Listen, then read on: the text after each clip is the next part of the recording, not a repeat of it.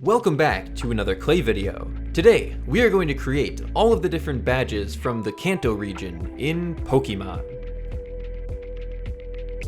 I found this person on Etsy who was selling these metal pins of the badges inside of these fancy little cases. So I decided to contact them to see if you could get just the case by itself, and it turns out you can. So if you're interested in getting any of these for yourself, I'll leave a link in the description to where I found them. Now I'm not going to be creating these badges in any specific order. So the first one we created was the Marsh badge, and the second one we will make is the Boulder badge. This one will be using some shiny silver clay, and we need to cut out this sort of gem. This one was a little bit tricky to figure out how to make all of these different lines and just to make them match up. If they're a little bit off like this, we can just push them in towards the center and it looks pretty good.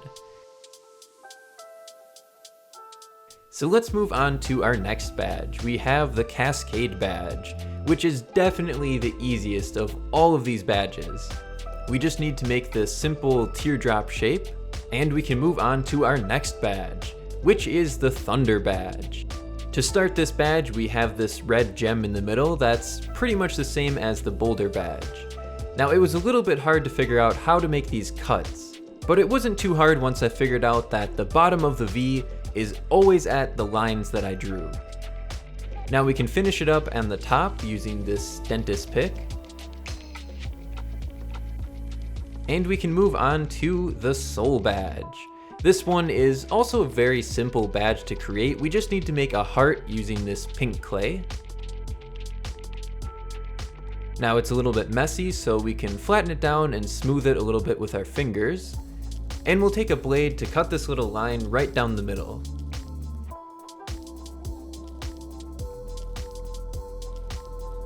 The next badge is the most complicated of all of them, the Rainbow badge. We need to take all of these different colors going in a rainbow around the center of it. With some silver clay, we can create this pattern in the middle. I guess it's sort of like an X. And now using the knife, we'll draw on this extra detailed pattern in the middle.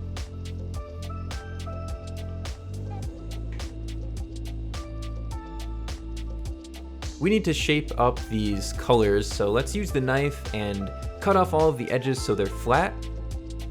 And now we can cut the corners. And our rainbow badge is complete. So let's move on to the volcano badge. I would say this is my least favorite of all of them. The design just really isn't very appealing to me, but it's a very easy one to create. Using our fingers, we'll smooth out all of the sharp edges. And we can take some orange clay to make this little teardrop in the middle.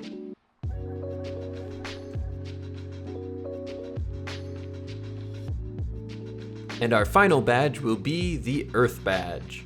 The design for this really changes between the anime and the games, but I like the design more in the anime, and it's a lot easier, so I decided to go for that one. We need to cut out these little slits into it, and the design of this one really reminds me of a feather. We have the little stem at the bottom, and now our badges are ready to get baked.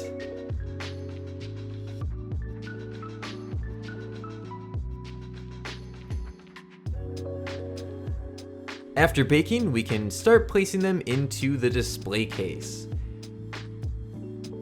Now, I'm pretty sure I'm putting them in the order that you get them in the game, but you can correct me if I'm wrong in the comments.